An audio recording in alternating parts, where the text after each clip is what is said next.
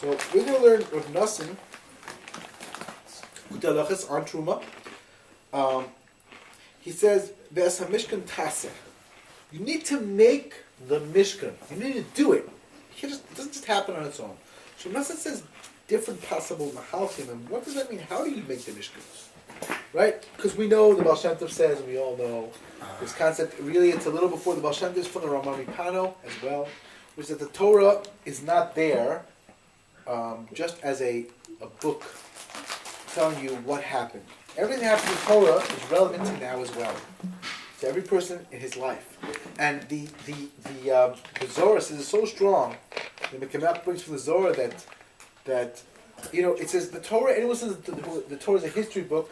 Tepach ruche, like terrible thing. Like you should just like expire almost. Like it's very serious. Like again, it doesn't mean literally. It just means you're not living. You don't know what's going on. You're a bechin of a Russia who's not alive, because Torah is not history.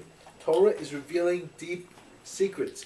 And it says, if you're looking for history books, you can maybe find with the nations of the world nicer history books, more history books. Like you can find lots of good literature. The Torah is something completely different. And there's a Torah Shabbat Peh, otherwise you don't understand how to do any mitzvahs. Most of the mitzvahs you really, like the Maral says, you cannot do without having some kind of guidance. And like I'm mentioning, there's a guy who decided to experiment on a whim, a non-Jew. He's like, great, I'm going to do the Bible for you. Check it out, live the Bible and write a book about it. He wrote a book about it. And he had to design a Torah Shabbat Peh. He had to design oral law because you don't know what this stuff is, you don't know how to do it. It's not a guide, it's supposed to be a guide which is not guiding you at all. Because there is an implicit, intrinsic part of it, which is the oral law. Torah Shabbat Peh. And there are many reasons why it's not written. The oral law, one reason because you can't write everything. Tzaddik says, that the Maral brings like 5 reasons or something. The Tzaddik's reason is that you have to give over the or of the Torah. It's not just, he has to feel it, he has to connect to it. That's not something you can write. You have to get it. As Chasni says, Yer Shamayim, it's like a can of 1 can of oil. You have to get it from people. You can't just get it on your own generally. You meet people, you connect, you understand how to do it, and you get it. Otherwise, you don't. It's like not going to help. It's not going to help you. You don't hop. So you don't understand, right? And there are other reasons, right? A child has to relate to Torah. So if a child can get the Chumash, but then as he gets older and more wise and mature, he learns more and more deeper. It's one mahal, another mahal. Because the Medrash says the Goyim are going to get the Torah, so they're going to get the written, which is half and incomplete half. There are different. He brings out the different. If a student's not worthy, he says, so the teacher won't teach him. He won't know Torah Shabbat Peh if it's all written down. Anybody theoretically is very smart. You can get the Torah. There was a 13-year-old who took the Rabbanut test for Dayanut. He took the test for being a Dayan. The whole Chosh Mishpah is exceedingly complex and hard. It's a hard limud, I'll tell you that much. Baruch Hashem, I'm so thankful to Hashem. I threw it, thank God, and Hashem's looking further. Hope one day I'll actually know it. Baruch Hashem, I'm seeing a lot, and I love it, it's beautiful. It's very beautiful, and like we're saying, right, the more you learn, the more you understand, the more shmak it is, but it's hard. And this kid knew it back and forth. He had his sikumim, his summaries, he got all that, what the right asks, he knew the answers. I don't know if he knew how to learn the shachar. He's smart, but he got it close enough. And then everyone were like, we're not giving this 14-year-old sutzik, this like little, pisher, a dayanut. Like, forget it. You're not becoming this like grand rabbi judge, ritual judge, at 14 or 13, or I think maybe even 12. I don't know exactly how old he was. Like, forget it. He's like, what do you mean I qualified? I know. You can test me again. I know it. And he was very brilliant. Maybe he did know inside. I don't know. It's like, you have to know, again, that's what I said. So the Torah Shabbat Peh, if the teacher sees you're not on the level, he's not going to give it to you. He's not going to help you. That's the bottom line. So there are different reasons why we have Torah Shabbat Torah Shabbat Peh, but you have to make the Mishkan. So everything in Torah has some relevance to it, something to teach us. So what does it mean make the Mishkan today? How do you make the Mishkan? So one mahal Rav Nosson says is through prayer, davening. He said you have to have davening and talk to Hashem no matter what's happening in your life. You have to speak to Hashem. Speak, strengthen yourself, keep talking, keep begging. That is how you make the Mishkan. He said you have to daven properly. He said you have to know what tefillahs are. He said very often people do tefillahs that are not right. They're not balanced prayers. They're not real prayers from the heart to Hashem the way they should be. They're not very appropriate. Too much left, too much on the right. Too much limiting, too much expanding, And it's like not what's happening. Terumah, it has to be something which is balanced right the way it's supposed to be, exactly how it's supposed to be. The tefillah has to come out from your heart, talking to Hashem be'emes, or the Ramchal. I'm always fond of this beautiful Ramchal, this little, Shari Ramchal, I think it's Shari Ramchal.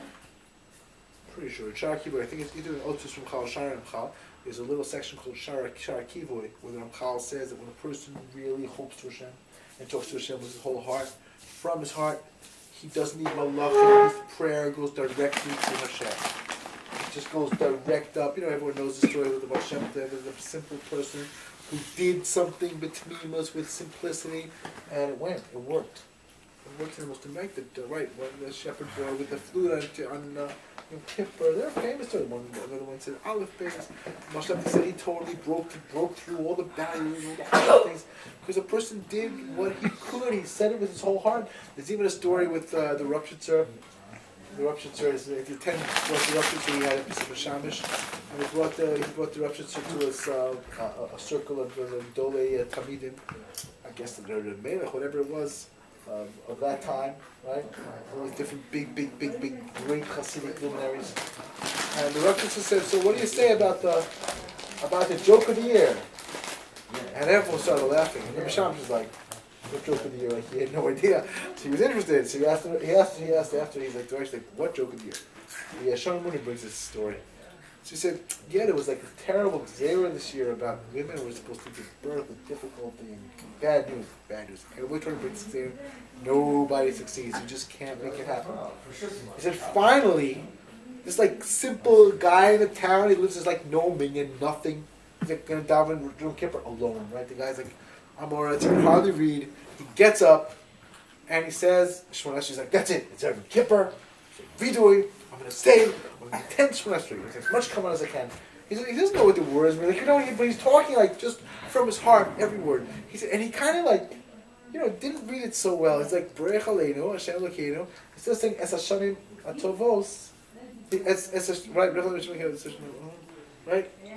V'rech Shinasenu Kashanim Atovos. The bracha, instead of saying, bless our years, V'rech Shinasenu Kashanim Atovos the bracha, like the good years for blessing, he said, V'rech Nishasenu.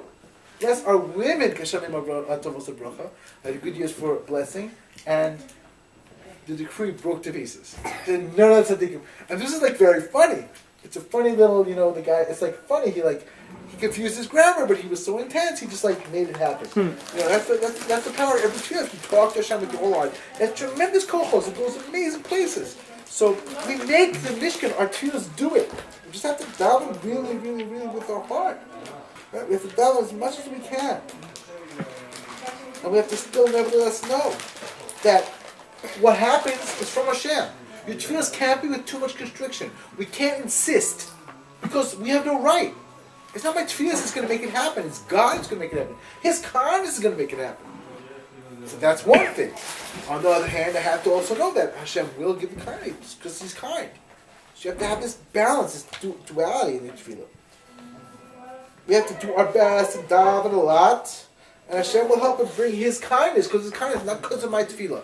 That's the first malach of Rav Nosson. That's how you make the Mishkan.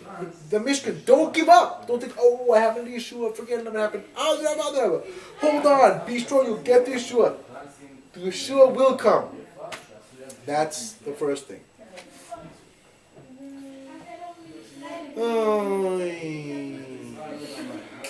The other mahalach is that a person has to know you make the Mishkan.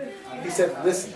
You need to make the Mishkan. The more you have bitachon in Hashem, the more you have real emunah bitachon in Hashem, the more things are going to happen. The Mishkan is going to happen on its own.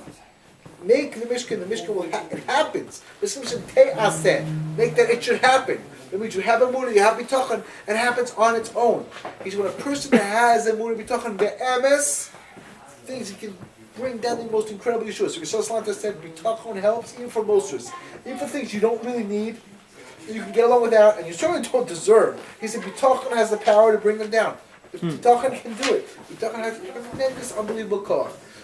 Bitachon, I don't know if we want to get into it. It's like a long discussion. I don't know if we have time now for a long discussion, but just the kids, you have to know, bitachon is a big ishtadlus. You have to work in bitachon. You can't just like whistle bitachon like Chazanish says. Without doing the ishtadlus. You're working. Rav Nosson says, I'm very fond of this beautiful thing where Rav Nosson says, only bitachon. So the main thing is bitachon. That's the main thing. The main thing. The main part of everything you put in bitachon. It's like a navodes. You can't work at anything else if you work in bitachon because it's very, very, very, very. It fills up your whole time. It takes over. Is there any way you can build it other than davening, or that's the only Yes, there's thing? a lot of ways. You just bateach Hashem. Work on being secure, feeling security, and being connected with whatever you can. Keep on looking. Keep on not thinking of the hishtadlis. And I'll tell the story that I like the who is it? Like Tosis brings this shout. But we know that what happened in Mitzrayim. It says Paro died, whatever that means, and this new king came. And then they cried out to Hashem. So the way that Baltosis learns there, he says he learns that Paro literally died. And because, generally speaking, in Egypt, when the old king died, all of his decrees were nullified. So they were like thinking the whole time they were enslaved, listen, the king's going to die, we're free of this. Then we're out of here. When the king died and they saw they were staying in the same situation, then they cried out to Hashem. So when the Baltosis, he asks, he's like, I don't understand, why? I don't remember which one. So he asked, he's like, I don't know, why were they limited to crying out till the king died? He said, because that's the way it works. When you have bitachon in Hashem, so you can bring Yeshua. When you're looking at someone saying, oh, he'll give me money. Oh, he'll help me. He'll lend me his car. He'll pick me up. He'll do this. He'll do it. You have a Yeshua. So this is where the money, this is my Yeshua. You limit yourself. That's how it's got to happen now. More or less. He said, so when you're looking at the king dying, so you're not bringing Yeshua, you're not crying out for Yeshua. It's not in your purview, it's not what you're thinking about, so it's not going to happen. That to be zocheh bitachon means looking to Hashem. And saying, this is hishtadlis, either it'll work or it won't, but this is just hishtadlis, and Hashem can make it happen. And of course, it means doing what we can. We have to figure out what's the proper hishtadlis, what's the right amount of hishtadlis to do. What do I need to do for Hishtadlis and try to live with Hashem? The more you live with Hashem, the better it's going to be. And that's what the Rav Nosson said. He says that bitachon is what brings down all parnas, all good things. It's all about bitachon, looking to Hashem. Rabbi Nachman and the Gaon both say, the way you look to Hashem, that's how you bring down mashkach on you. It's to do totally with you. It's totally our choice. Everything has to do with us.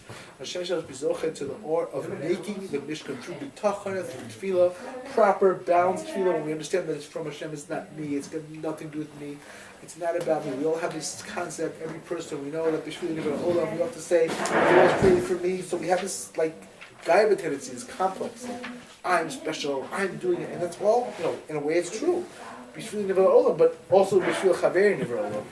You're just like the same place. You're the same thing. Also for you, the Lord was written. Also for you. So we can't get above us. We can't get to a place where we're in a place of gaiva chasron. Gaiva is very, very dangerous.